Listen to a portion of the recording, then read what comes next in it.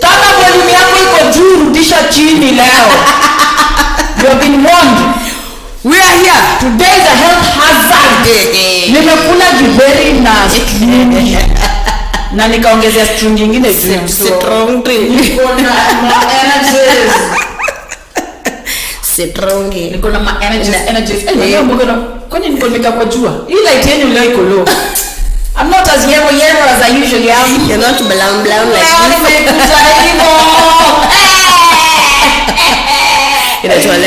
I'm feeling some type of vibe. Today I had 3 sessions at Elixir. Kusha. 3. Kusha. I'm very happy. I'm buzzing. Hence the energy. I'm buzzing. Bora tu zisikufa, sitakufa lakini. Hapo pale umeanza. Pale uralala. It's 6 p.m. Somebody better drive me home from Kilimani.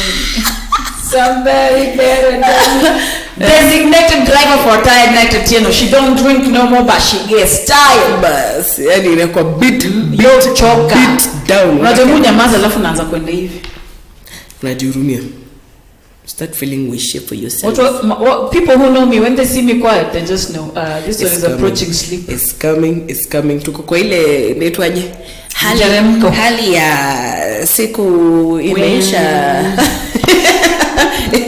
Inaitwa nini? Lala salama. Bas. Anyway, guys, so nimeingia hapa na kelele, introduce me Night Atieno on this show, that show. Guys. On this that show. Mimi kama AfroFabb on this other show. On this side of that show. You're on another show. I'm on this side of that show. Nice Atieno sana. Tulikuwa tunawapatia time kama mko ameka chai karibu mfanye sharing, watch party, hosting watch kwa sababu leo magai fafa today gabo gosh, wacha tu turudi kwa nyumba. By turudi kwa nyumba I mean turudi nyumbani. Let us talk about domestic managers. This is a topic that has been trending this week. Everywhere domestic managers. Kwanza not even just this week, from the time mwaka yanza watu walisema happy new year. Wacha ukiangalia trending nini topics unaona anatumianga sponsor fair inakulwa hivyo ndio ma domestic managers wamekula fair in January. Cheza kama wamecheza kama nani unarudi na kama Night Atieno hivi wako teach narudi dongabiru fair swallowed. Ati utakuja lini? Ukituma fair leo ndakuja kesho. Alafu fair inatumwa wasema immediately wana disappear, simu inazimwa. Nakwambia watu wamezimiwa simu Januari. Kuna wale madm hata walienda kama wameshanunua spare sim card. Of course zile za like ukifika ile mtaa yani ukishavuka boda. Sorry, the mobile subscriber you're trying to reach hajisikii kupatikana. Kavuka boda hapa andika cross the border. Mtu alitoka Nairobi akaenda Ocha akasema nitumie ni fare yako akakula. Kwanza akaingia tu hapo hivyo, kwanza hata hiyo sim card mpya hajafuliza, so amekula hiyo pesa sim. On a more serious note, domestic managers aka Mboch, the bosses, housemaid, wenye nyumba saa zile hauko kwa nyumba, whatever you want to call them, the nanny. Mimi sijui nianzie wapi. Anzia tu kwa Andy, kwa sana Andy ndio wanakula fair. Afu siku hizi kuna tungine tumejipolish competition. Enyewe acha tu kwanza tu mimi nianzie tu hapa. Kama Andy alikula fair yako, bado umekaa you holding your breath waiting for Andy. No, I'm going to get serious. I am going to get serious. Yes, I no, guys, najua isi Makasiriko Furahiday. Yes, lakini but mimi siwezi kasirike story. Kuna watu wanatesema moja hapa nje sana, like there are people design domestic managers traitors out here. Harassment. Here's the thing. Okay, Yes. so for me, number one, if you can't afford one, don't have one. Simple. Have a day scholar. Simple. Have a day scholar. Mnakuja. Carol Audrey. Hi, Mama. It's Audrey, right? Yes. Yeah. Good night. Good morning. Kuna Wakenya wataniambia ni Audrey. Audrey. So anyway. Hi Carol, karibu sana kwenye Makelele Furahiday. Hata si Makasiriko leo bado sijakasirika. Hata sina matopics hapa mbele naenda kukasirikia. Lakini hii ya domestic managers. Anyway, I am going to get serious. Wale watu walikuliwa fare, poleni. Sorry. Next year usimpatie fare, mwambie kama nataka kurudi job arudi. Akuja achukue ya December achukue January. Ajichangie na tuanze kufundisha wase vile kutumia do. Yes. Tuanze kuwafundisha umuhimu wa pesa na vile kuitumia. Fundishe kusave ni nini, kukuwa na pesa ya. Hii ni Januari umekuja hapa. Unajua December unataka kwenda kwenu. Basi. Sasa pesa ya kurudi mimi sikutumii fare. Inakuwa ni best. Unajua unarudi job. So ati mlifunga ati mlienda shags tunaambia boss. Hiyo nikaa kutumia ati you work for UN or something. You go watch and then you tell them nitumie ni fare ni rudi job. You guys I can't come back to job. Watu ni wengi hapa ndio watafuta kazi. Ni unataka job. Si ndio? Unaweza anza saa hii. But on a more serious note, I know I've said on a more serious note a few times, but mimi historia kukuliwa fare jo. Masema kama DM wameweza kukula fare jo. Maze wale watu lakini madm ni kando alianza. Si maslay queen pekee. Mama madm sizo wako maslay queen. Mama maslay queen wamekaa ndio maslay queen. Excuse wako hapa same wafu. Wacha tu nirudi kwa Real Housewives of Kawangware. My favorite program, and I'm still very disappointed. What's that producer's name again? Waithaka. Yeah, Waithaka. I'm very disappointed. I'm looking for you in this Nairobi. We should sit down and have a conversation and chat. Tujue ni wapi tunakwamia, kama ni fans tutafanya fundraising sisi kama mafans wa Real Housewives of Kawangware. Tumekubali kufanya fundraising ndio Real Housewives of Kawangware irudi, but turudi tu hapo tafadhali. Mimi napenda kipindi kwa sababu inafundisha a lot about life, si ndio?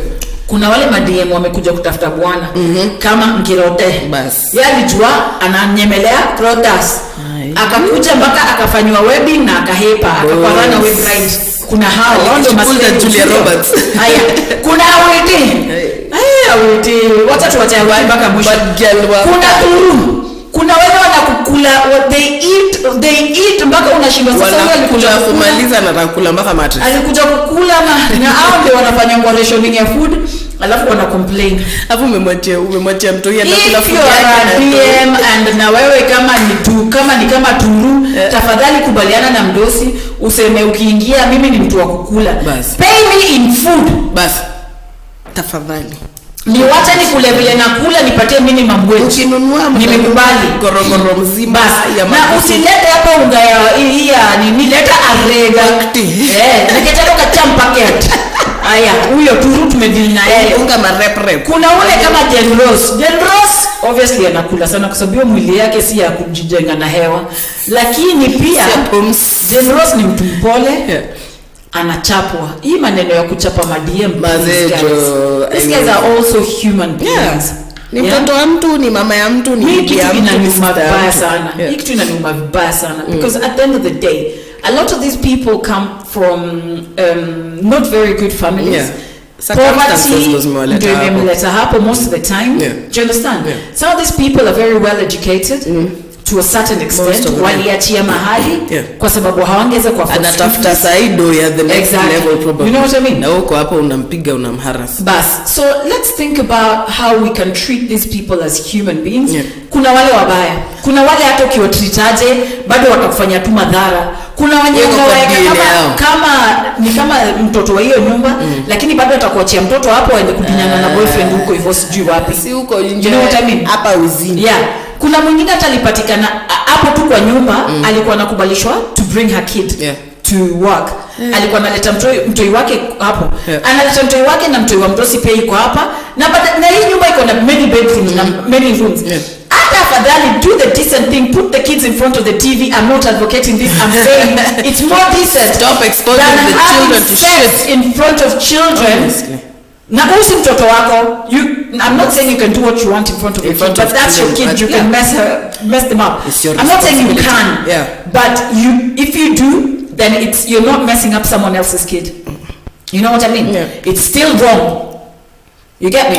But at least you're not having sex in front of someone else's child. And you also know these boyfriends of yours when you're wanakuja kwa hizi manyumba ku have sex na wewe mbele ya watu wa wadosi.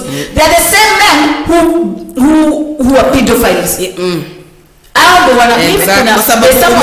It's okay to do it in front of 3-year-old was defiled by boyfriend Yamboch. You know what I mean? I bring you back to life. Bas. You again, I bring you back to life. I kill you and bring you to life. Yani, slowly. Mwaga mafuta. Unazima, unawasha, unazima, unawasha, unazima. Unawasha, unazima, na umemfunga tu hivi na umemweka mpaka socks kwa mdomo. Kwanza socks za juzi. Na usikia sauti yake. Anyway, so these are the things that are happening out here. So now we've dealt with genders. Let us treat these people like human beings. Yeah? Alafu kuna kale kengine kana kazuri kana kwanga mpaka na uniform kali kwa kanafanya kazi loving tone. So yeye anajua standards.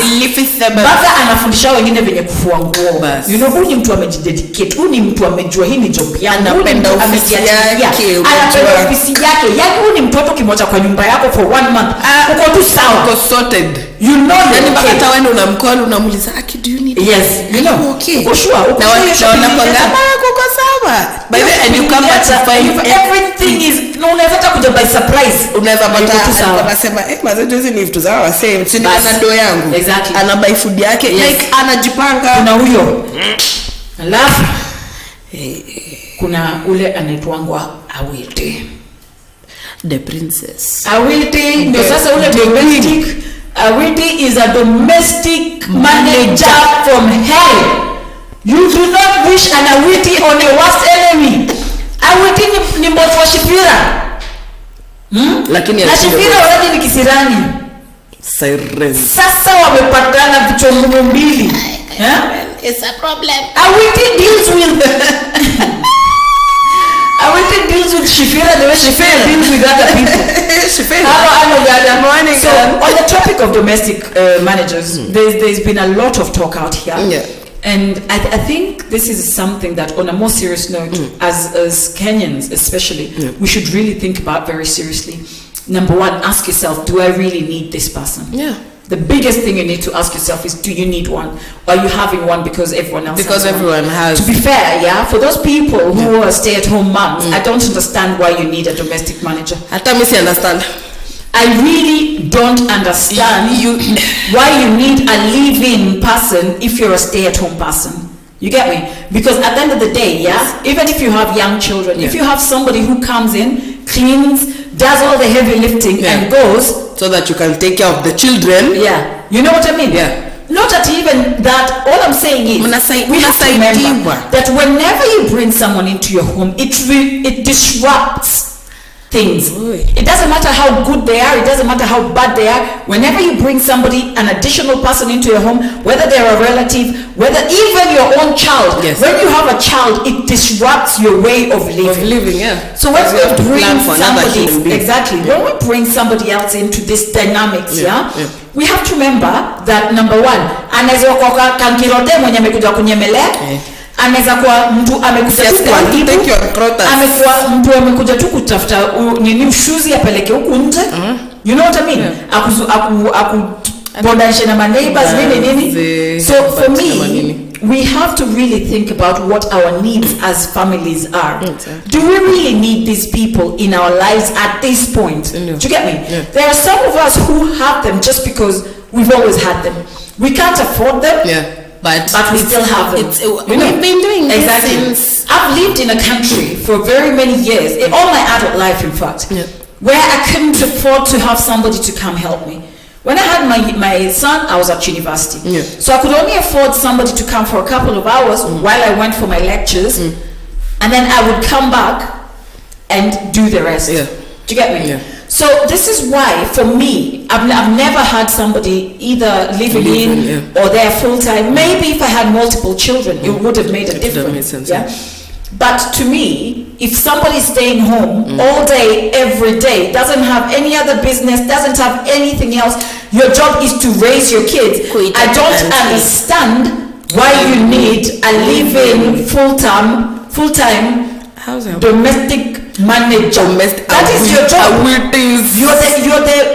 You're the manager. So if you need somebody to help you clean, if you need somebody to help you with the shamba, if you need somebody, let them come in and, you know, preferably you give them 3 or 4 hours a day where they come. You give them set stuff that you don't like to do. Hapo kwa like sana that you don't like to do. Wafanye waende. I think that is the way forward, because that person then you can afford to pay them what you can afford to pay. They have the rest of the day to go work elsewhere. Yes. And you see what I mean? At the end of the day, you have your house to yourself. Domestic managers, please pitch this to your people.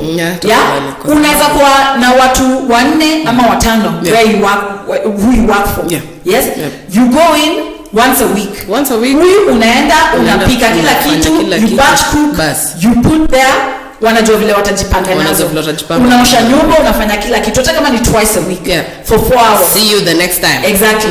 You know, na wapi unajipanga hivyo, which means you can earn more money. You know, alafu hizi frustrations watu wanatolea watu hii. Peace of mind. Mbona unatolea mtu wa mtu nini? Stress. Na unajua stress yako inaletwa na nini? Wewe unajua huyo guys alienda kwa bar na uko na noma na yeye, lakini unakuja kuambia auntie. Hapana, hata huyo mimi nasema wale ma auntie wanachapa watoto wa watu. Hiyo noma yao kwanza mara mingi inatokanga kwa source kule juu, alafu yeye anasambaza kwa not necessarily. Most times, but wengine kama vile ulisema, wengine some guys are just bad, some guys are just horrible, like I can't. You can't even describe, you can't even understand. If you don't want that job, don't do it. You know, enda kwa mamafua, ufulie watu uende home. Because this is a very sensitive thing that somebody's entrusting you with their home, somebody's entrusting you with their kids, somebody's entrusting you basically with, to most people, the most precious things in their lives.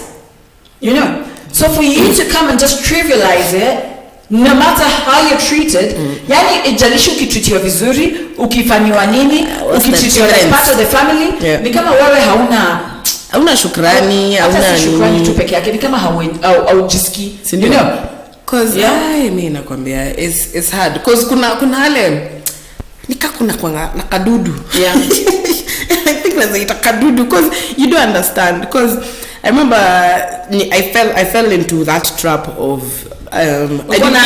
nilikuwa na Andy lasted for 3 weeks. I could not, because before that me nilikuwa sawa, I was a stay at home mom, mimi maisha yangu ilikuwa inaendelea vizuri. Imefika mahali kakwani people were concerned for me. And I'm here air quoting, they were concerned for me. Alafu Andy was from UG, so the language barrier is a problem. She's telling my children to go and remove their clothes.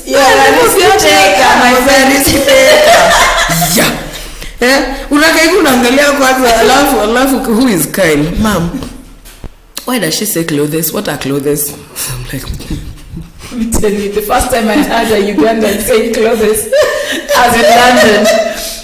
You know, in London, you rent rooms in people's houses. It's the cheapest way to live. Because you can't, most of the time when you first get there and you're young, or even when you first get there, exactly. No, most of the time, like in London now, to be fair, you pay almost 50,000 shillings equivalent, between 50 and 60, for a bedroom in someone's house. A bedroom. You have access to that bedroom, toilet, na kitchen. Na unarudi tu kwa bedroom. Your bedroom ndio sitting yako, ndio kila kitu. You know what I mean? So, one of my friends used to, her landlord was a Ugandan. Nikasikia, Karo, are these your clothes in the washing machine? Nikoza, Karo, clothes. Alafu, you know, I was fresh off the boat. I just got there. Hata washing machine ilikuwa alien concept to me. Mimi nilikuwa nadhani hapa. Woman, guy. Wait, I'm here. At least your clothes. At least your clothes. Anyway, I think on the subject of domestic managers, we should all style up. Yeah. Both parties should. Yeah. Kama unateswa, kama utaki kukaa kwa hiyo nyumba, if it's too hard tembea please. Usitese watu wa wenyewe, usitese watu wa wenyewe, usiweke makojoo kwa chakula ya wenyewe, usitende mate kwa chakula ya wenyewe. Na sisi, sisi mimi sinanga na sijai kwa nayo. So na those who employ domestic managers, let us think really carefully. Can I afford this person? Because very often, I say very often, I'm not saying always, kuna tu wale watu wezi. Very often, these people turn into thieves because they are not compensated the way they should. Exactly. Do you get me? Exactly. So they have needs. They have watu ocha wanawategemea. Na pia ukiandika mtu, do a proper interview. Jiulize, huyu mtu akona dependence, akona exam kama una watoto, exactly, kina nani una support, they came from somewhere, exactly. So they have, they have a life before they get to your house. So you can't pay somebody 3K a month hata kama you're housing them if they have children who go ocha ata support nani, because amekuja job after do ndio alipe watu wake shule ndio aweze ku. Na kama unaona ni ngumu hiyo 3K mpatie akuje twice a week akuoshe nyumba aenda akafanya job zingine ndio at least make do yake akwena ataka room ka 2K. You know what I mean? Yeah. Ajipange vile atajipanga. Exactly. You know. So guys, let us really think about how we can do things differently. Yes. We don't have to do things just the way our parents did them, just the way everyone does them. Kwanza kuna kuchocha na ingine inakuanga hapa nje. Hata unampatia 6K. Ya nini? Mimi wangu nampatia 4,000. Na ako tu sawa. Na anapika, anaosha, anachukua watoto shule, nyanya. So let's think about this, you guys. Alafu na bado utasema can you survive on what you're paying these people? If the roles were reversed. And if the roles were reversed, because a lot of us have greater knowledge. A lot of us are more exposed to life in different ways. Some of us have even traveled abroad and come back and seen that people do things differently. Can we start adopting some of these some of these more positive ways of doing things that work, that will mean that these people who are paid so low in our societies can also earn a living in a humane way, in a way that they can actually sustain themselves and their dependents. Like, it's very simple. We keep telling you on this show, know your why. Please know why you're getting that DM. Know why you've decided, okay, I'm getting a living. Kwa nini?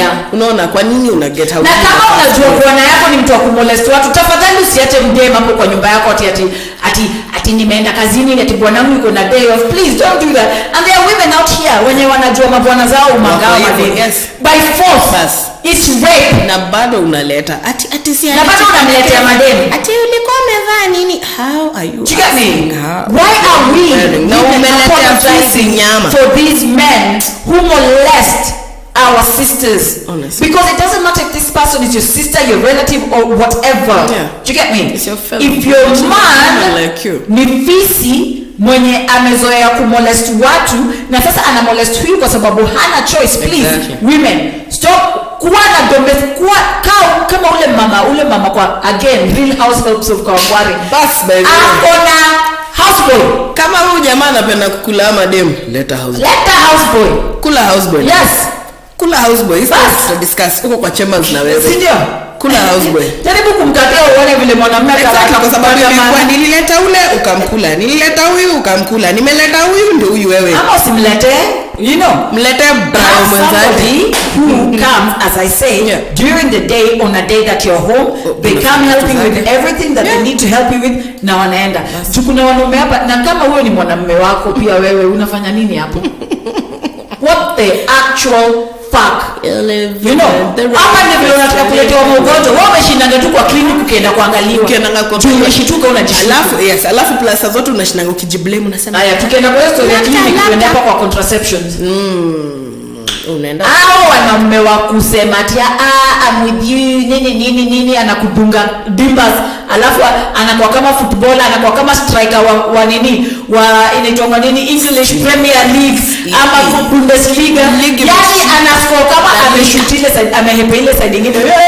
Anataka celebrate anaona bana kusha kitu tule pia ni yangu anakuwa brayo fulani again turudi tu hapo kwa Real Housewives kwa Real Housewives inakuwa na very good example anakuwa brayo unajua mtoi wa Jambi ni mtoi wa brayo mtoi wa Witi ni mtoi wa brayo mtoi wa Turu pia sasa ilipatikana ni mtoi wa brayo so tujiangalie kama unajua uko na msee kama huyo na hata wasee pekee ndio wanapo hata wasee kama unajua demo wako ni wa hivyo basi jiangalie tu collector why am I actually in this thing you know what I mean what am I waiting for this person to come kill me basi is that what I'm waiting for are you waiting for someone to come give you some disease that will render you infertile you know like now kids are going around young people are going around shagging each other like there's no tomorrow like swinging 70s are back let's tell you something there are kuna hapa hivi magonjwa kama chlamydia is in most people undetectable as in haina symptoms but what wanapitisha na chlamydia can render you infertile because you didn't hapa later so umeshindwa kuzaa umeshindwa kuget ball umeshindwa kupeana ball unaanza kujiuliza niaje na kumbe wewe kazi yako ilikuwa tu ati nakulaje switi na panda mbegu hapo mtu kwa contraception hapo hivyo ati kibaba kisha kudunga ball alafu sasa kinakwambiaje ati ukienda kuzaa ati ulizaa wase story ya family planning hiyo si shida yake bas as in yuko kwa story as in this is like if you want to know about contraception it's about time men our brothers our sons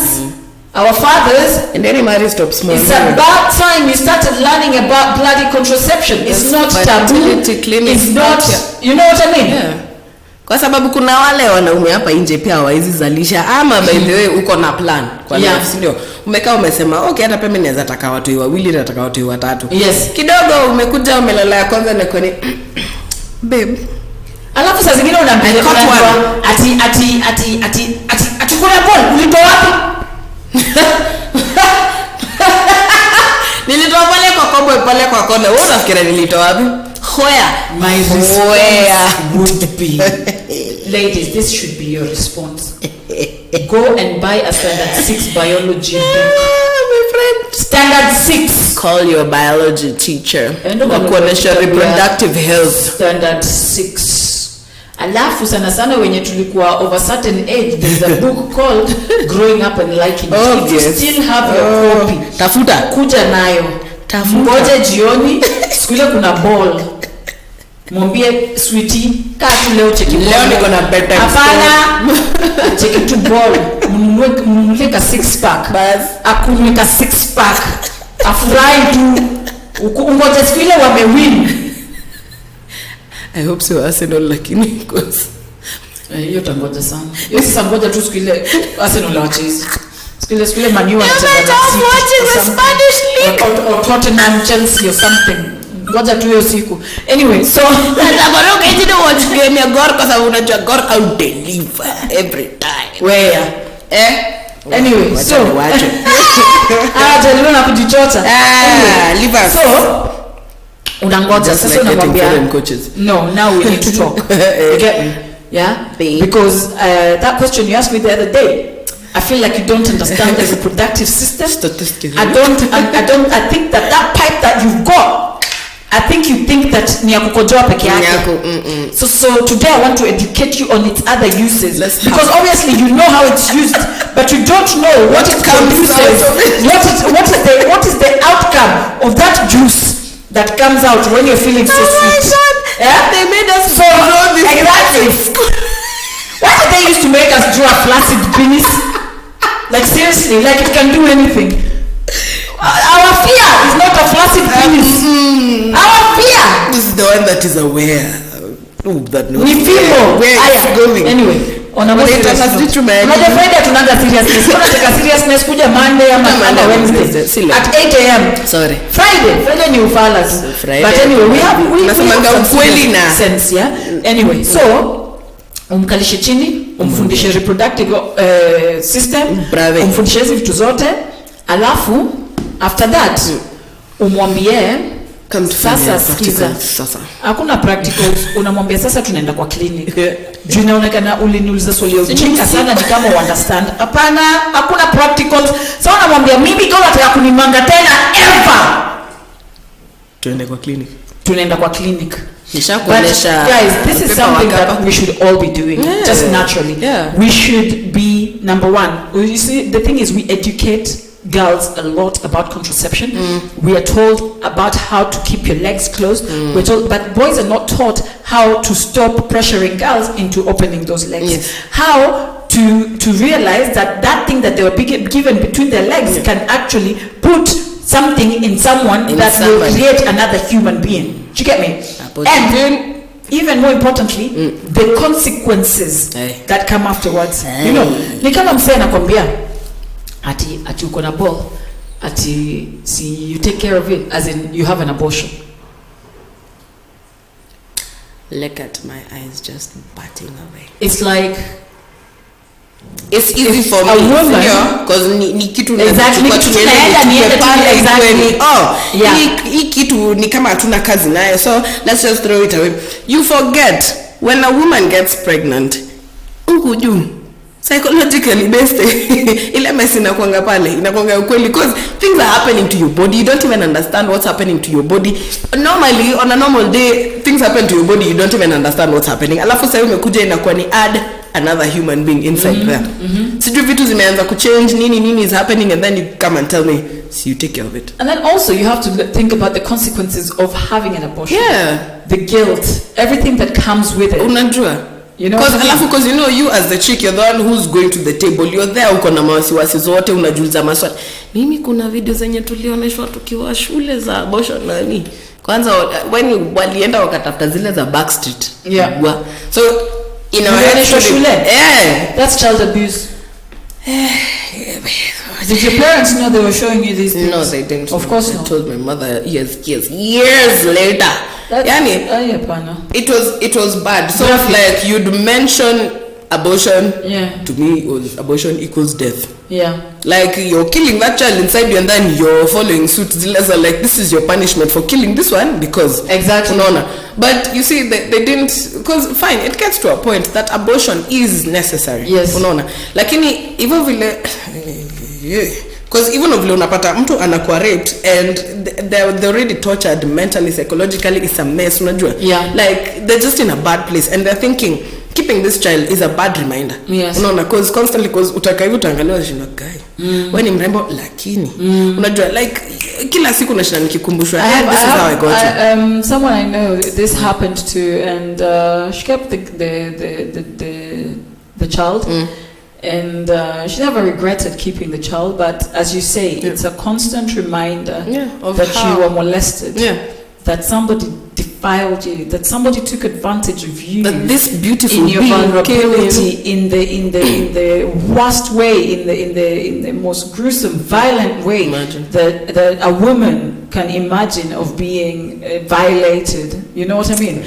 So like these are things that we really need to talk about. And if you're with somebody who like hata ukinusia tu ati maybe niko na bola naanza kukuambia ni nani, ama you're going to have an abortion, ama mbona ukuchukua pill, ama mbona kunini, mbona wewe hukuvaa condom, mbona wewe hukuvaa condom, you know, mbona ukuuliza before we lay, did you ask me, babe, are you on the pill? That's it. And then people, men just say to women, unajua, the thing is, it's easier for a man to wear a condom than for a woman to go on the pill, or go on hormones, or nini. Unajua, the side effects of these things are so severe.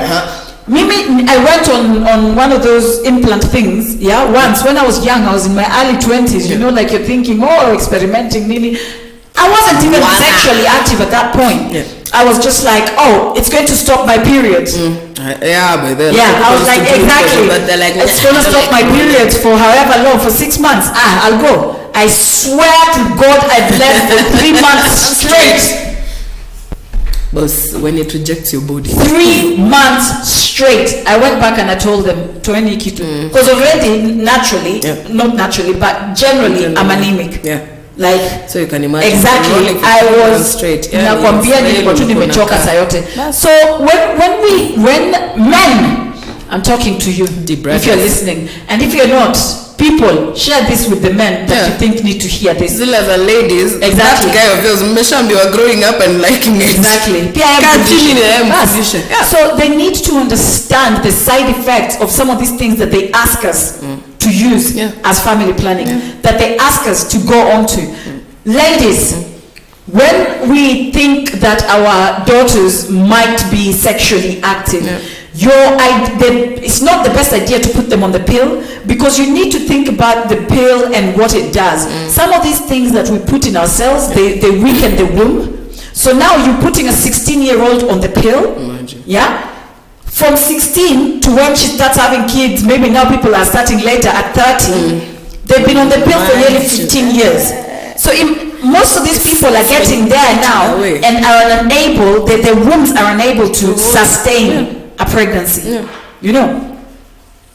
So mtu anaget ball after kituka 3 months 4 months anaambiwa bed rest because sasa hiyo ball itatoka. Yani haiwezi beba mtoto bila kukaa kwa kitanda ile bila kumove, no movement, you know what I mean. So people, before you're pressured into something, before you're pressured into family planning or contraception or anything that you're going to put into your body, think about why you're doing it. Don't do it for a man. Because at the end of the day, they continue with their lives. Most of them watakuwa hapo aende tu anyemelea tu mwingine na mfanye pesa nyingine kule. So best naye atamalizana naye ataitupa. These things are inside your body. Because you can imagine, for you, you're rolling for 3 months. You're anemic. Now you have other extra issues because I don't know what else. You don't know what else exactly. You know? And you can imagine for 3 months uko hapo, you're miserable nini. Now you can imagine your boyfriend at the time. You go to hapo. I always make it. So ladies, huyo jamaa mwambie baba jamaa educate. So many. Hizi clinics ziko mingi hapa nje. Ziko mingi. Hata sijasema mwende Mary Stops. Hata sijasema. But still internet ndio iko hapa. Hizi vitu ziko hapa. Unajua? Because I mean, it takes two to tango. Handy. You can't dance by yourself. You can't. Unaweza. Human by yourself. Tusonge mbele. Wapenzi tazamaji, leo ni Friday. Makasiriko Friday. Sana if you're coming here for serious business and serious business, sorry. Monday. Hapa kwenye watu wa kuingilia masingo mother. Wewe kuna niambia story ati juzi mtu alisema nini? Kuna mtu aliwekwa kwa place yake, mahali yake aliwekwa box. Aliamba buda, jifanya tu vile unajifanya tu hapa na ujibu dako ni nani. Anyway, kule history ilitokeaje? Kuna picha ilipostiwa kwa mtandao. Ikaonyesha watu wamekuwa kirudi shule since last week, ndio. So ikafika mahali there's this story, somebody got a snapshot of this boy that was going back to school. So he had his hair dyed. A lot of kids colored their hair during the corona holiday. Of course. So he had this streak of dye on his head. Ati alafu mtu akapost hapo akasema, somebody was posting it on a lighter note, akasema ati hapa ndo pale tumefika hivi ndio vile tunarudi shule. Mtu akatupa hapo comment ati probably huyo ni wa single mother. The thunderstorms zenye zilikuja pale zenye zilikuta huyo jamaa si aliambiwa vitu, lakini msemaji alinijaz alikaa akasema akauliza honestly, what does this child having dyed hair sitting on a motorbike going back to school have to do with single mothers? Kwa sababu kile wao unasema is single mothers are not responsible, they don't take care of their own, like hawajui nini wanafanya. Bana akaendelea tu kujibu, akaendelea tu kuongea ushuzi hapo nini ati kuna msali kutaka kumwambia hapo, boss, how do you know that father that you've been calling daddy is even your father? Probably mama yako alifanywa single mother na mtu mwingine, akakuja akapata boys, ikakuwa ni buda, this is your old man. Ama hata budako tu alikuwa, lakini budako ndiye alifanya madhako akakuwa single mother, akaenda kukatiwa na msee mwingine. Baba ya mtoto. Mama yake ndo anajuanga. Bra, good morning. Baba ya mtoto usijifanye hapa ati kwa sababu you had both parents at your, you know. There are people who came from families with both parents and they're damaged. Single moms exist because they're no longer with their fathers. Yeah. Perhaps they were never with their fathers. Yeah. But really and truly, what we should be addressing is absent fathers. Yes. You see what I mean? If he's alive and he's not there, yeah. Exactly. Wewe single mother anaweza kuwa single mother kwa sababu hazi yake alidai akadecide I'm not remarrying, niko tu sawa, acha nilee watoto niishi maisha. Hata kama alidecide this guy is a fucking idiot, I'm leaving him, it doesn't matter. But I chose to become a single parent because, or even if the guy just left, it doesn't matter. Yes. What we're talking about is we need to stop this culture of absent fathers. Yeah. Because it's really damaging the fabric of our society. You don't have to be with the mother of your children for you to be present in those children's lives. It's really that simple. If your season ended, sawa, we accept your season. You're not together anymore. We can parent from different corners. It's like 50% of kids nowadays are being raised by other than the parents that, you know, like either the parents moved on, the mom is now married to someone else, the dad is now married to someone else. We have a situation like that. You know what I mean? Yeah. Like my ex-husband, he's remarried now, and they're happy. My son goes there. He actually lives there right now. You know what I mean? Yeah. So it's like people are making. We just need to style up and start thinking about the kids ahead of ourselves. What is in the best interest of this child? Human. You decided to give back to this child. You decided FP hey work, so we decided you're going to have a child. Sawa, you've had the child. Sawa, imefika mahali, you and the guy or you and the chick are not getting along. Yeah. What do we do about this? Because when you stay together, kidogo shortly the relationship has become abusive. Exactly. You're here displaying shit to the child. That's it. No, you're damaging this child. Don't forget, it's not about you, it's now about the child. Exactly. You brought forth another human being. Aya, kidogo shortly inafika mahali mnaanza kuongeleshana sijui aje nini. You can't stand each other. Even your health, it figures a point now it's deteriorating because hamwezi kaa pamoja, hamsikizani. You can't decide. Hamwezi decide. Imagine tuweke kwa jug ama vitu kidogo unajua. Boss, it is okay. Your season ended. Exactly. It's fine. Shukieni hapa, sit down. You both adults, inakuwa ni itakuwaje? Wewe utaenda ukae kwa kona yako, mimi nikae kwa kona yangu. Aya, huyu jamaa tutamfanyaje? Because lazima aendelee kwenda shule. It's your responsibility until mpaka afike 18. Bas. Unaona? Lazima aende shule, lazima akwe clothes, lazima abaki sane. Our nonsense is not going to spew into this child. Unaona? So it's not about you. So that single parent is a single parent because hata ijalishi alikuwa na save mtu hii. Unaona? Mimi nasemanga hii story is staying for the kids and then punishing the kids inafaa kwanza iwachwe. Kwanza hapo wako ma domestic managers. Hapa Catherine Mutanga amesema she's not dealing with toxic people this year. Wewe tuma tu fair atakula bila makasiriko. Hapo ndo Andi amesema yeye wale watu wakiingia tu kwa nyumba wanaanza tu kupiga tu makelele, wanaacha mtoto jinga wanipatie chakula. Andi hataki fala, so Andi amesema nakula fare. Exactly. I think it's very important for us to start thinking about why are we villainizing the single moms? Why are single moms touching such a bad rap when, to be fair, they're single moms because they are absent dads? If these fathers were present in their children's lives, whether this woman is a single mom or not wouldn't matter, because people see the father of these children. People see that these children are cared for by both parents, and it changes the narrative.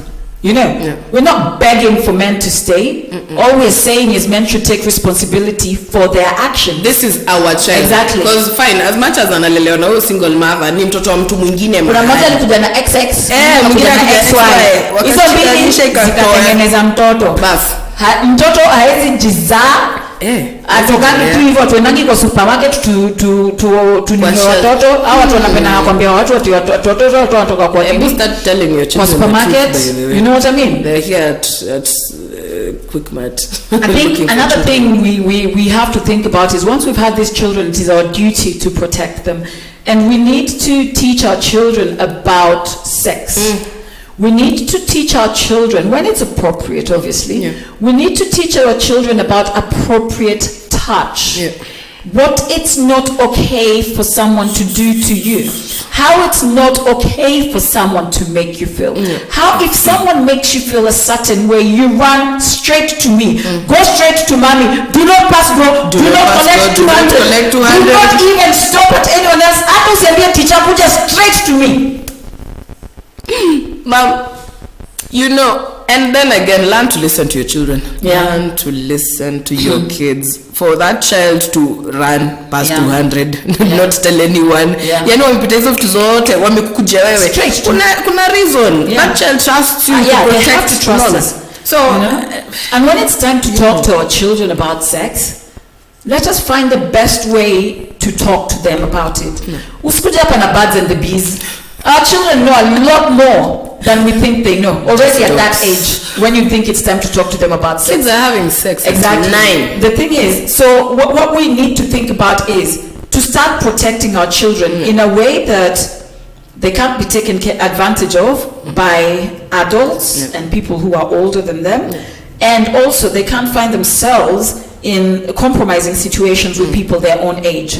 You know what I mean? But this comes by not hiding sex from our children. I'm not saying show your children sex. All I'm saying is once you know your child has been exposed to any type of sexuality, anything, if they ask you a question, be honest and appropriate. You know, if a 2-year-old asks you, what are those two people doing? Explain it to them. If two people were kissing, just say these are adults. They're two people who love each other. That's how they're showing their love. Adults. It's very simple. You know. But it's for adults. Exactly. It's for adults. It's not for children. Just the same way as we teach our children. Adults.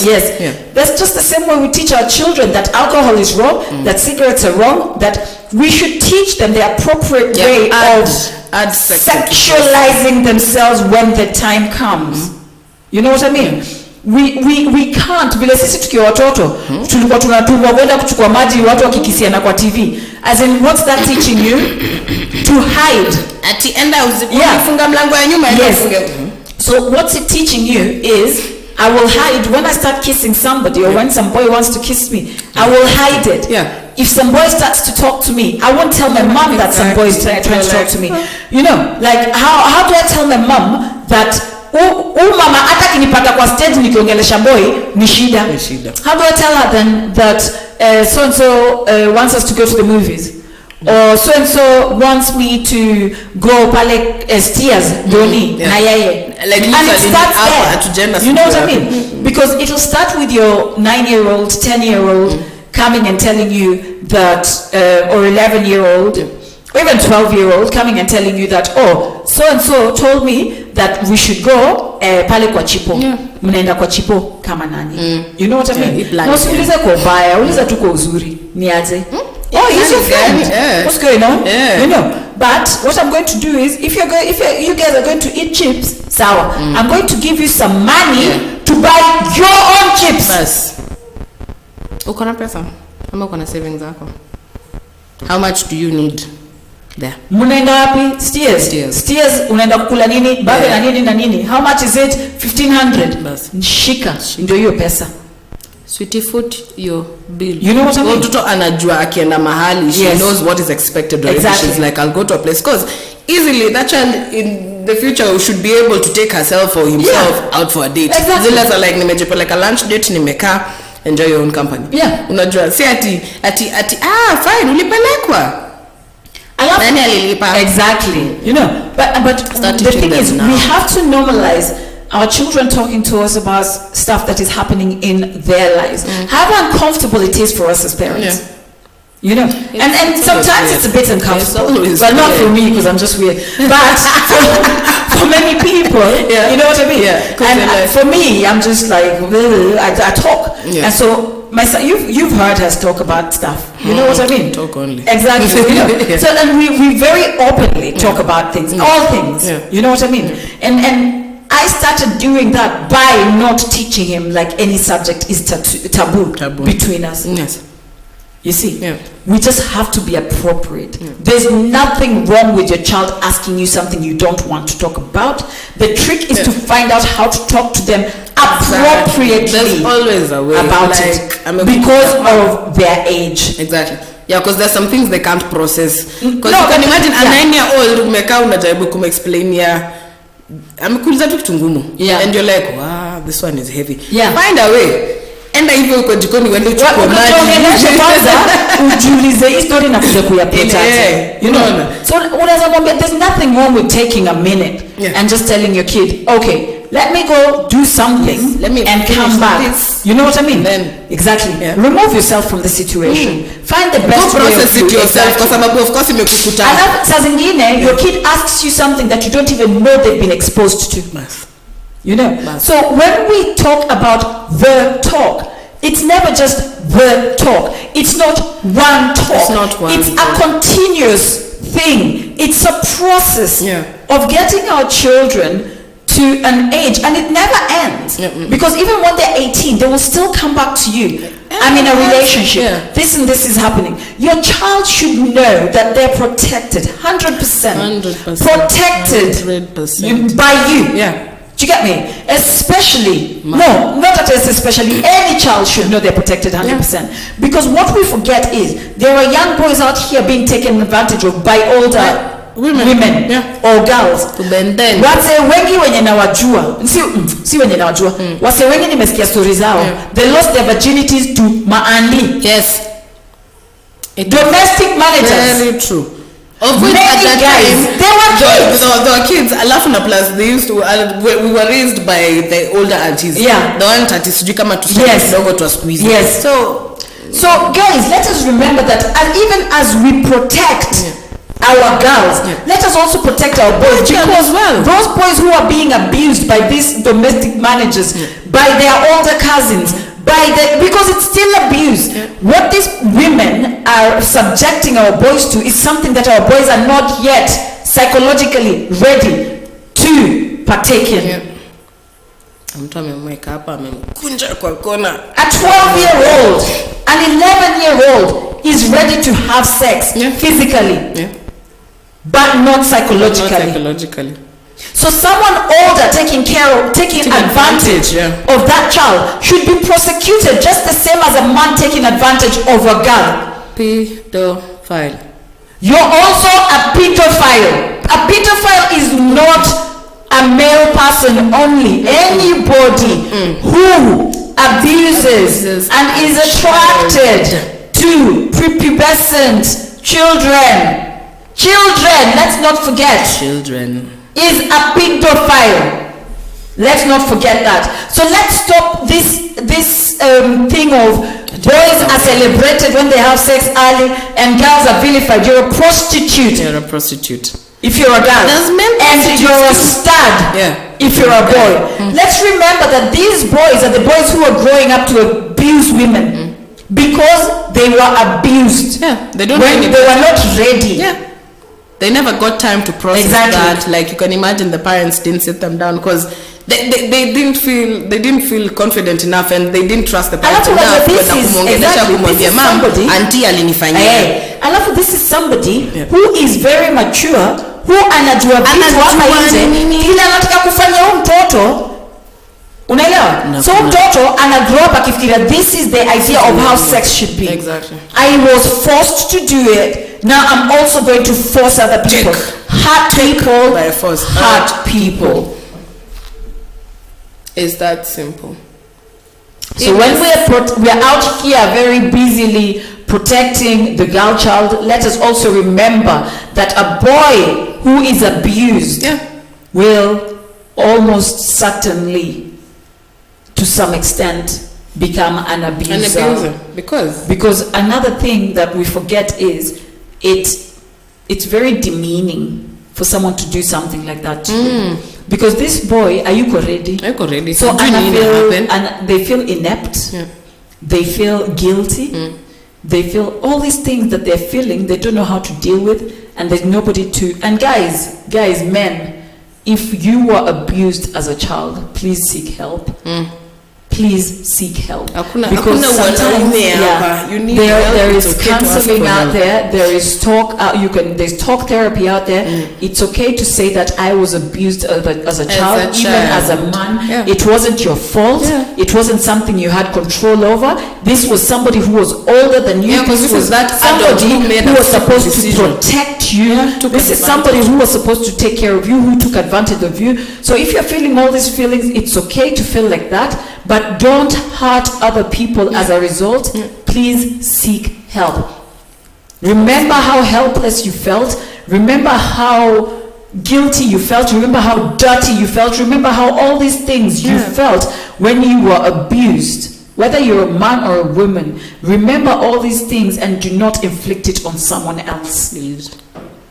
Please. And especially for our men out here, when you are you were abused.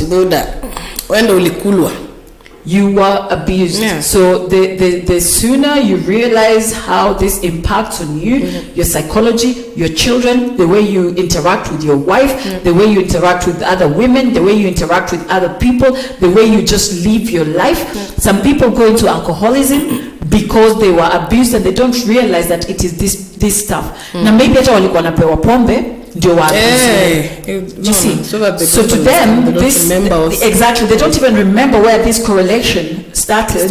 Yes. So you're an alcoholic and you use it to numb your feelings. And if you find yourself, I found myself in that situation. I was using alcohol to mask all my emotions, and I had to stop drinking because I realized that if I kept drinking, then you're not dealing with those emotions. Exactly. You're not fixing whatever needs fixing, because sometimes you find it's actually just something small. Exactly. So but usually it's not something small, because when it's disturbing, it's something you can what do you call it? You can work through. Yeah. That's what I meant. When you're at a point where you're masking and you're maybe even taking it out on other people in your life, then you need to ask yourself, do I really want to be this person? How can I stop being this person? How can I grow from this? Yes, I was abused, but I need to be a survivor, not a victim. Not a victim. You know what I mean? Kwenye abuse, tulikuwa tunaongea juu ya child sexual abuse. Underage consent. A child cannot consent to having sex with an adult. Wewe ni pedophile. Awezi uliza mtoto si nikupatie kitu alafu nikunini, nikupatie kitu nishikie. Again, there's a group that I've been championing, Usikimie. I'm going to put it in the upper underage. So inaitwa nini? Ni kweli ati lakini si alikuwa nakaa ni kama ako ready. Hata si hata alikuwa nakaa. Alikuwa ni ako sawa. Nilimuuliza. You cannot ask a child whether they want to have sex with you, especially when you've been bloody grooming them. Hivi naangalia nauliza wewe, mtu akikuja kuulize wewe unataka kuweka mkono yako kwa hii moto. That's what you've done, kwa sababu alafu anasikia baridi. Alafu akiweka hivi wewe unamsukuma. Buda, that's what you've done. Yeah. So nini hapa nje there's a father who was jailed yesterday. He was sentenced to 140 years for defiling his two daughters. I think the eldest was 9 or something like this. Now, how number one, it's bad enough to abuse a child, but I never, and I don't even seek to understand, because I don't want to be in that person's head who actually thinks like that. But I ask myself, this person, this is your child. the fruit of your own loins. Yani alitoka huyu ni extension yako. You know what I mean? So when you get to that point, you know, there was another case again today of a young girl, 12 years old, who's been found pregnant, 16 weeks pregnant, because her sister took her in. Again, this a lot of these things come from you find with families that are very poor, you know. So this young girl was taken in by her sister, and I think she was taken in at 9. So her sister lived with her husband and they had children, and she took her sister in. And her husband was extremely abusive, but when she left her sister, who's 12. So the lady, the older sister, left, but she left her sister, who's 12. Now this man started telling the sister that you have to be like my wife, because I'm paying for your upkeep, I'm paying for this, I'm paying for the other. You know what I mean? 12 years old. I'm doing all this stuff, and then he raped her, and now she's 16 weeks pregnant. 12. Now this is a child. The amount of complications that this child is going to have, not just physically but psychologically, because of what this guy has done to her, it's endless. Like life ya hii kukuja kukua hata tu normal hata, because wezi jua ni nini. It's not just the sex, it's everything else that goes with it. Exactly. It's the I am poor, so it's okay for someone to take advantage of me. The people who were supposed to take care of me, my father, my sister, their mom died, my aunties, my uncles, my whole wider clan, all these people have left me with a stranger. Who was already abusive to my sister. Women, when we leave these men, can we just take everything? Not physical property. Hizo watana nazo. Hizo unaweza kujengea. Beba watoto wako, please. Take your descendants. Doesn't matter how. Fight for those children. Beba how. Fight for those children, because one day they'll remember you just left. And it doesn't matter how bad it gets, the least you can do is take your kids with you. There's help out here. There's an organization I've tagged here, Usikimye.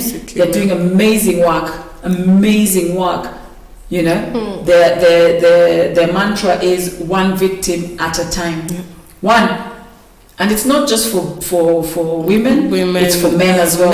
So if you're a man in an abusive relationship, in an unsafe situation, you know, then you need to get in touch with them.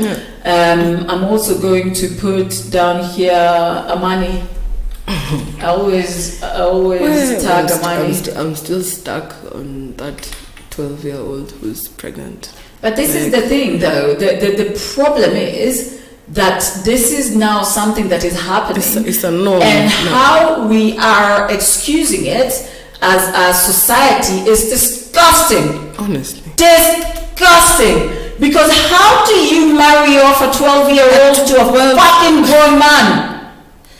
Hey. People, how does a father abuse his children, and we as a community, all we can do is gossip about it and say amechukua mtoto wake akakuwa kama bibi yake? No. How does that statement even leave your mouth? Like, do you even hear what you're saying? Do you hear what you're saying? Kwa sababu jiweke kwa hiyo place, umechukua mtoto wako ati kwa sababu mama yake ameenda, ama hata kama yuko umemchukua, you're sleeping with your own child, you're defiling your own child, you're having sex with your own child. Wacha hata hao hawezi ona ubaya hapo. Hao hawezi ona ubaya. Because already kichwa yao imeshawaambia that's the right thing to do. Mimi nasema hawa neighbors. Yes, nasema wenye wana gossip. Hawezi fikiria hivyo hata hao. Because to them there's nothing wrong, there's so wrong with what this man is doing, because otherwise they'd be up in arms. Let me tell you something, people, about these men who defile their own children. they will do it to your children. Yes, they will they do it don't to other have children. limits. Because do you know what happens when that 9-year-old gets to 15? They no longer desire that 15-year-old. Now they're looking for the next 9-year-old. I want another 9-year-old. Do you get me? So when we allow these people to live in our communities, just know your child is next. 2. So wewe ati amechukua wake ati ni kama bibi yake, jua pia wako ni klande yake. Bas, uko tu hapa. Yeah. Uko tu hapa. Think about it. Think about it. Allow these people. Amejiambia it's okay what he's doing. It's fine, yeah. You know what I mean? It's fine. Like, cause alafu plus the neighbor is thinking, hey, me as long as si mtoto wangu, haina shida. Na mtoto wako ndio next. That's what you don't realize. Ndio next. Boss. Anaweza kosa kushikiwa hapa, ataanza kumfuatafuata kimzindikisha shule, amzindikisha akienda sijui shops, sijui nini before you know it. Hata sasa zingine amzindikishangi anakatitua hapo nje na maswiti na machoku. Mtoto yake akipita anapewa. That's how kids start being groomed. Boss. That's exactly how they start being groomed. Boss, usiseme kuhusu inakuhusu. It really does. Inakuhusu, yani inakuhusu. Mimi kama una understand. Leo ni huyu, kesho ni wako, kesho kutwa ni ule mwingine. Wacha hata kesho kutwa.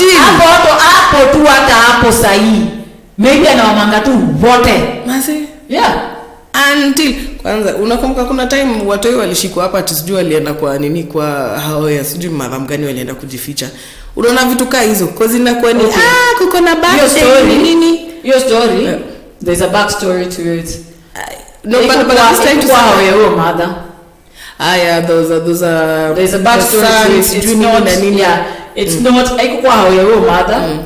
It's a family home, yes, and perhaps she should have stopped it. Yeah. But she wasn't the one who invited these kids to go in there, and it's still wrong that kids were doing this in somebody's in an adult's presence. Yeah. Because if she said she didn't have control over it, then she should have left and called the authorities and done the adult thing to do. You know what I mean? Yeah. But upper place here. Underage consent, alafu as marrying off young girls because now someone has been caught making them pregnant. People, young children cannot be married to somebody. It is illegal. It is illegal. We cannot give our children to pedophiles because they've now made them pregnant. We should stop rewarding pedophiles by awarding them their victims and then taking compensation for it. We should stop selling our children to pedophiles. Let us not just be angry about pedophiles who come from Germany, who come from America, who come from wherever to come and take our advantage of our children in coast. Again, as I always say, black lives will not matter if they don't matter to us here in Africa. Do you understand? There's no point getting incensed about children who are being abused in coast by tourists when we're allowing men in our communities, in our societies to marry 9-year-olds, 10-year-olds, 11-year-olds, 12-year-olds. Impregnating children. We're allowing pedophiles to take children. Their trophies as wives.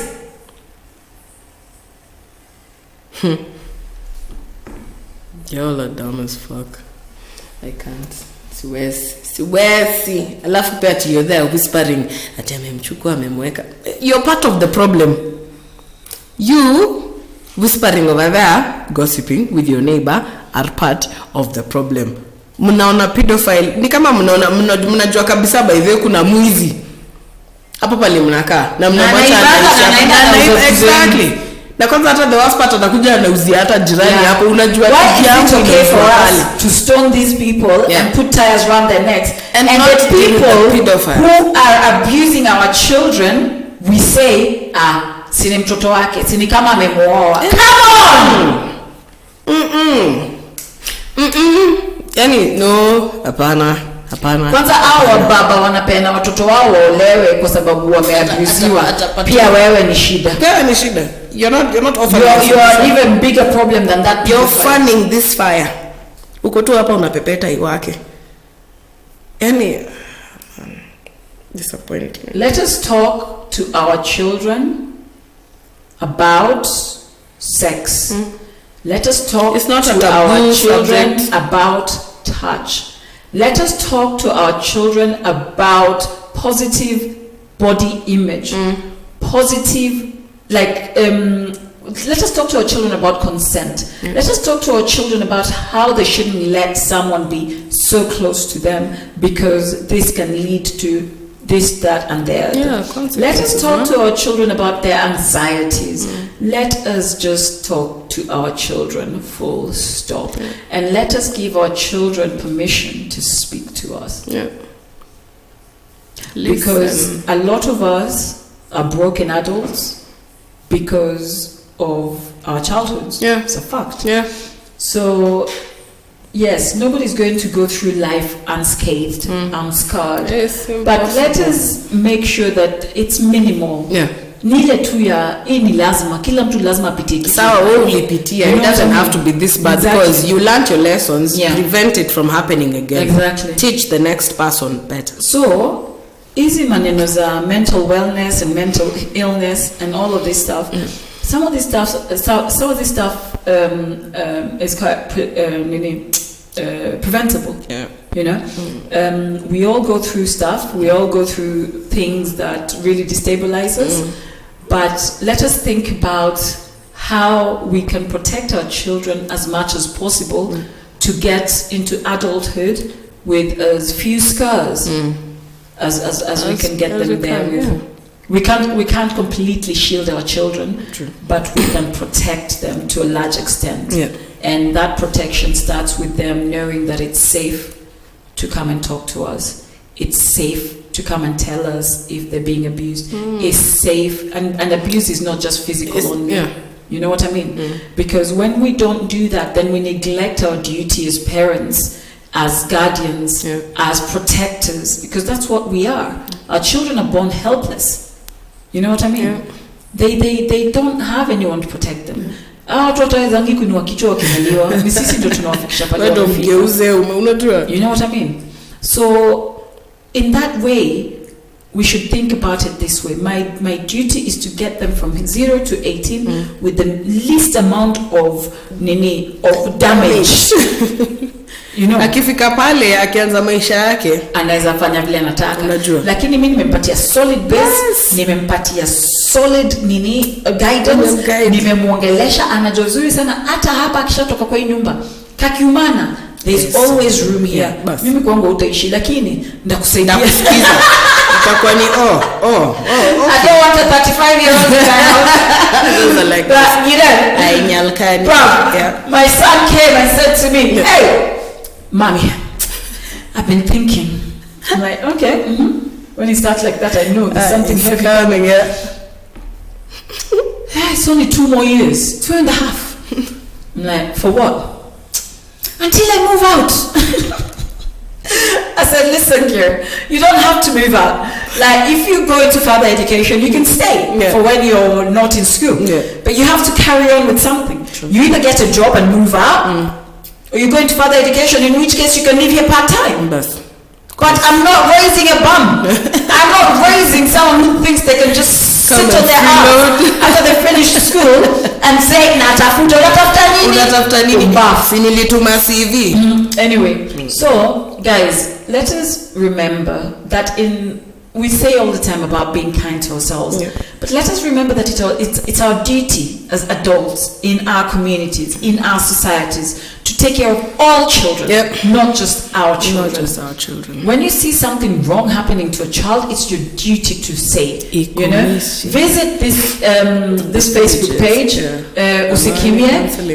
They also have hold on, I think they have a website. Jugul nani? Yeah, they also have a website, and you can, in whichever way you can help. You can help by guiding people to them, and getting these people help. Usi. Sorry, it's not my mouth. Jugul is not how you say recognizing your instruction. Yeah. So guys, let us really think about how we are protecting the children around us. Call. Yeah. Oh my God. So they have like a helpline. They have like a 24-hour helpline that if there's an emergency case that they need to go and help, they will come with the police. They will help you through the process. They will put you in a safe house, or the person who is being victimized watasaidiwa, wapelekwe through the whole process, wapelekwe hosi kama wananid kupelekwa, and all of that ifanywe. You know what I mean? Yeah. So let us really think about how we're protecting each other and how we're protecting people in our communities, and especially the most vulnerable, which is our children. Yeah. You know, fortunately for us, we don't have as many vulnerable older adults like some of the other countries. But there's a lady who has a daughter. She has cerebral palsy, very, very severely. She's never even been able to do anything all her life. Amechungwa tu, yani amefanyiwa kila kitu. And this young girl, I think she's now a teenager, hajafika adulthood. And the mom then realized when the daughter was 5 months pregnant, who's defiling this kid? And how long have they been doing it? Yani, already this child is sitachoka kuongea joy story, ndaongea joy story every week. Na kama ukichoka kusikiza, please sign out and like this page. Fuck off. Is that so? And I'm not excusing my language, because we cannot continue like this. We need to get angry. It is rubbish. We need to get angry as a society. We now have a whole county where they're starting schools for pregnant moms. A whole county! Mtu ameona cash cow, miss the problem. The problem is we shouldn't be getting our children pregnant, not starting schools for them once we've got them pregnant. They've built a prison for the pedophiles. Can we just build more prisons? Yeah. There's we know where the pedophiles are. All pedophiles. Because if there's a county where you've got 11,000 girls pregnant, honestly, girls, children, there's a problem. We need a jail in that county. At least there's 5,000 men wanafaa kwa kule ndani, assuming that at least one guy has caught like two girls. Honestly, wacheni kujenga shule, jengeni jela ya kuweka hao pedophiles, because me see understand what are these people still doing out here walking around scot free. Alafu utasikia tu mtu akisema amemchukua amemweka kama bibi yake. This is a small child. This is a 12-year-old. This is a like I said before, your child is next. You choose to do nothing about it, your child is next. And also what we're showing the boys in this community that it is fine. It's fine, it's okay, because then these boys are growing up to be abusers. So then we're just making another generation of abusers. And what we're doing is we're normalizing this problem. We cannot normalize this problem. We cannot now start having whole counties that have whole schools. Whole schools, not even just some girls, but whole schools for pregnant teenagers. We have a problem, Kenya. We have a big, massive problem, because it's not only that these girls are being they're getting pregnant. Okay, not all of them are being abused. Some of them are walking into this blindly because they don't know. Again, educate our children, not just the girls but the boys as well. You will find that also these teenagers, some of them have been impregnated by other teenagers, because sasa unaulizwa baba huyu mtoto ni nani, unafaa ujue, si ndio? The boys should also understand the consequences of their actions. Hao watoto wanafaa walelewe na mama na baba. Huyu mtoto kijana, familia yao pia wanafaa wakuje wale mtoto. It's very simple. We cannot let our boys walk scot-free. Because what are we teaching them? That it's okay. This is why we look down on single mothers without thinking that who is making these children in the first place. Because those 11,000 girls, those are 11,000, and only one county, 11,000 single mothers. 11,000 children who are going to grow up without fathers. Yep. 11,000 children in one county. 11,000 children. Now you're in 1 year. 1 year. 1 year. And imagine the guys are still out there scot-free. So you can imagine 11,000 children who are going to grow up with probably without an education. Yeah. Or with very little education. 11,000 extra problems in our society. Because we refuse to see sense. Unajua shida iko wapi? But mimi Makasirika. You're building schools. Build prisons. I still insist. I don't understand how we're making whole schools for pregnant mothers. Pregnant children. Children having children. Imagine. And then us creating institutions to warehouse them. To teach them what? Do they continue with their normal education, or now are they being taught how to be mothers? What are they being taught in those institutions? Like really. There's nothing more that I can say on this. I'm too angry. I'm upset. Man. It's one thing.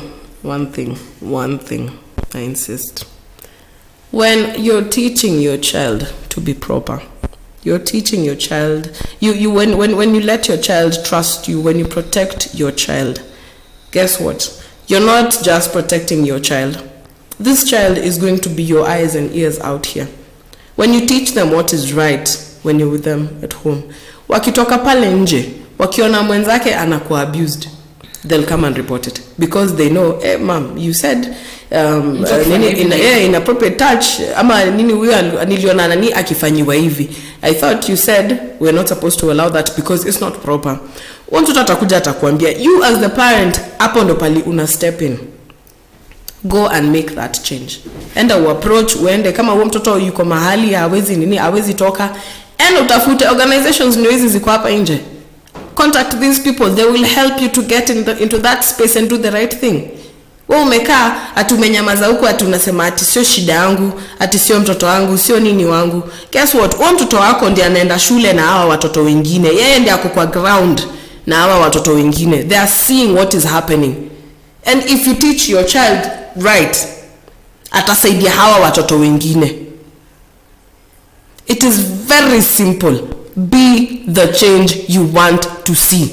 These institutions that are being built we are housing teenage mothers. Well, imagine hata as a grown up being a parent is fucking hard.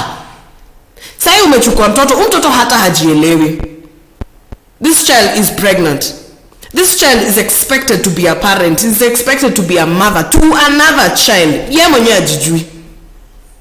People, you need to style up. We need to style up. Funza wako atarescue huyo mwingine. Na huyo mwingine atajua kujitetea. Kwaherini. Bye. Kwaherini na siku njema. Call out the pedophiles when you see them. Bye.